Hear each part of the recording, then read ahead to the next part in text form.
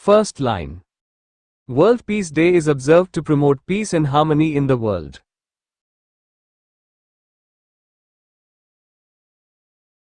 Second line. It is celebrated on the 21st of September every year. Third line. The day encourages people to live together peacefully.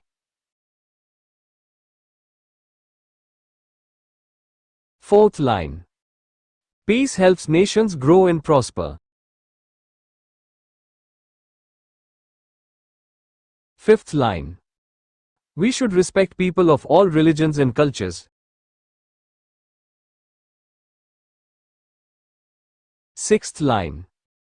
We should solve problems through dialogue, not violence. Seventh line. Children should learn the values of kindness and tolerance. Eighth line. Everyone has a role in creating a peaceful world. Ninth line. We should spread love, friendship, and understanding. 10th line. World Peace Day reminds us that peace is essential for a better future.